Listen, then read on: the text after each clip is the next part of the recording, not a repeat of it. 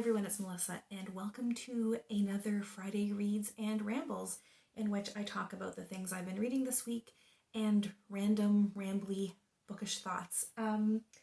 So the first thing I want to talk about is I just finished Crooked House by Agatha Christie.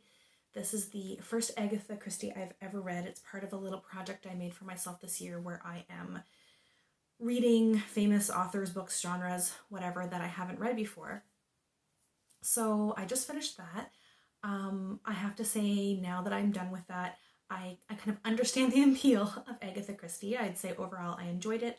I'll review it, I guess, more fully when I do the wrap up on that. But yeah, overall I really enjoyed it. Definitely kept me guessing and was overall very, very fun. And I'll probably actually pick up another Agatha Christie maybe like over Christmas break or something. I think it would be nice to have a little cozy mystery sometime in December. Another thing I finished that wasn't on a TBR, but I've been getting some middle grade graphic novels for my daughter because I'm trying to read aloud more with her, things that are more like chapter books and not picture books, but she still needs the pictures. So we've been experimenting with some different middle grade graphic novels, and we just finished The Witch Boy by Molly Knox Ostertag. And this was really cute. I really liked this. It's about a boy named Aster, and he's part of this like magical family, but it's very like gendered, where all of the women and girls in the family are witches and all of the boys are shapeshifters.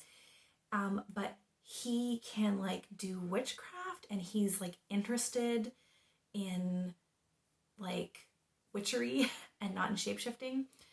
And so it kind of like follows, there's like obviously a magical problem that arises that he can help with his like skills in witchcraft, but he's like not allowed to partake in witchcraft. Like they won't let him sit in on any of like the lessons that the elder women give on like, anyway, I think you get the point. So yeah, I really liked it a lot. I like, well, I guess to me this read as very much a story about not following or not needing to follow gender norms, but it could also be maybe like an allegory for like trans individuals as well, because there is in this book some sort of like your magical abilities are inherent to who you are. Like they're not something that necessarily you have an interest in. You either can shapeshift or you can perform witchcraft. So it could be like a trans allegory. I'm not sure if that was the intention. But in either way, I like the message, whether it's about trans individuals or about gender norms. I really enjoyed it. My daughter really liked it. It was super cute. The illustrations were cute. Yeah, so would recommend. My only real gripe with it was that I thought there were like too many characters, because like his family is like aunts and uncles and cousins, and I couldn't keep track of them. But it's a nice little story about like self-expression and self-identity and all that kind of stuff. So that was nice. So the last thing I wanted to talk about that I've read, that I'm in the middle of reading, is something I talked about last week, and I should have been done it by now, but I'll explain why I'm not. And then I'll get into a little bit of like a bookish ramble after this. But so last week I was partway through Frankenstein. Not that far into it, but it's actually a pretty short book, so I thought like by next week I'll be done it.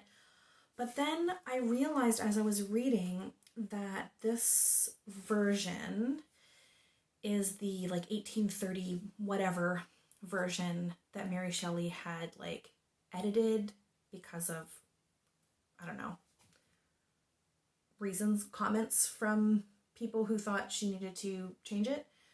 Or maybe it was through her own volition. I don't know why, but I really wanted to read the original 1818 version. I don't think there's anything wrong with reading this version. I was just interested in reading the story as she originally intended it. and it wasn't this. So I ended up restarting Frankenstein. I went to my library and I found the 1818 text. I was far enough along, or not far enough along. What am I trying to say? I was early enough in the book that I didn't really encounter any major changes. There was just one change in this version where, like, Victor Frankenstein's like love interest, I guess, is more closely related to him. In this version, she grows up with him, but she's kind of like adopted, and they call her cousin, whereas in this version, she's like literally his cousin. That's the only difference I've encountered, but there must be other differences. So after I'm done this, I might kind of like research that a little bit. But yeah, so I've restarted Frankenstein, so I am not done this yet. Again, it's a pretty short book, so like I've restarted it, but I probably only have about 60 pages left before I'm done. So this time I should be done that by next week. But yeah, I'm really enjoying it. Not what I expected, really, but not in a bad way. So that's nice. So the kind of rambly thing I wanted to talk about today has to do with, I guess you would call it like elitism in books and reading and being a book lover. And this kind of, I've been thinking about this because I had a chat with a coworker of mine, and I was kind of talking about, I don't know how we got on the subject, but about people's reading tastes and people who read genre fiction, and that no one should be judged by what they read, even if I or you or whoever thinks that it's trash or that it's not like highbrow or whatever, that that you shouldn't judge someone for reading like they're reading, after all, if you see what I mean. That we should always encourage people to read, and yes, we should encourage people to expand their horizons and maybe read more broadly and try different things, and that's all well and good, but that I don't agree with judging people because they read, like a prime example is like romance readers. Anyway, but she kind of took a different stance or had a little bit of an argument the other way that I didn't like 100% agree with, but I do understand where she's coming from, and I just didn't disagree with her. And I think we maybe were not talking about the same things, where I was talking about elitism, but I think she was talking more in like how we label our interests or hobbies, or like it was more semantics. I'll explain myself better here, but so I am just a reader by hobby and interest, and I really liked English, like taking English classes and literature classes when I was in school, but I don't have a degree in this.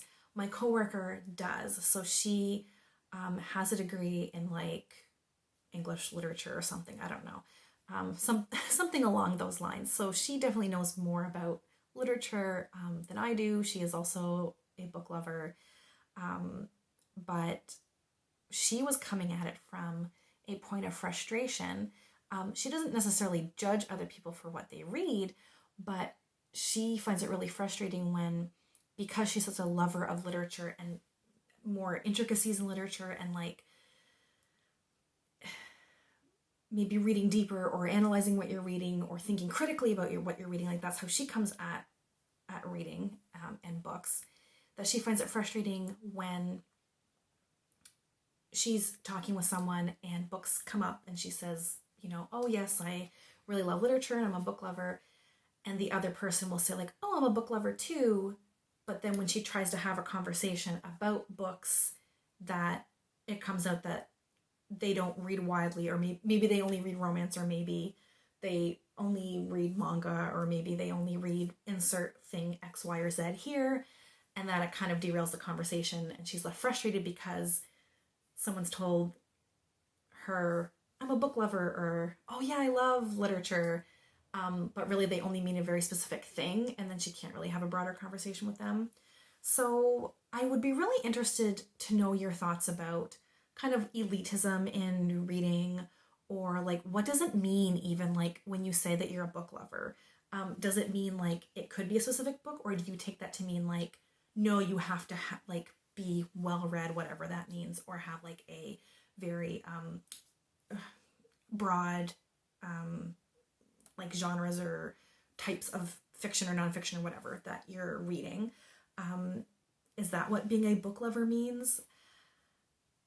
I don't know. I don't have any answers. I get her frustration. And I guess maybe I see it kind of akin to if you call yourself a movie lover, and you're really into, if you're a movie lover and you're really into films and maybe more in-depth analysis of films and how scenes were shot or scripts or like, I don't know anything about movies clearly, but like the intricacies of filmmaking.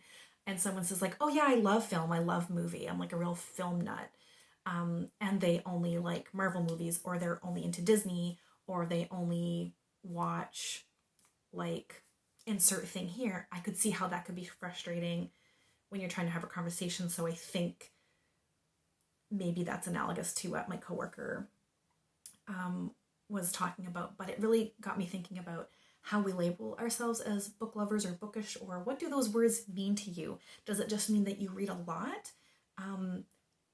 And if that's the case, like what, like is quantity the only thing that matters? What if you read really broadly and a lot of, like you read a lot of different types of books, and you're really into like text analysis and really doing deep dives into like the meaning behind, you know, different themes or whatever, but you're really busy and you have other priorities and maybe you only read like 5 or 10 books a year. Does that mean you're not a book lover because someone else read 80 books, but maybe read them in a superficial way? What is a book lover to you, I guess is what I'm getting at, because my coworker and I couldn't really get at a common definition of what that means. And is that term even have one definition? I don't know. Anyway, I think I've demonstrated why I call these reads and rambles. I think I've talked long enough about this, but please share your thoughts on elitism and what it means to be a book lover down below, and I'd love to have a chat with you. As always, thanks for watching, and we'll chat soon. Take care.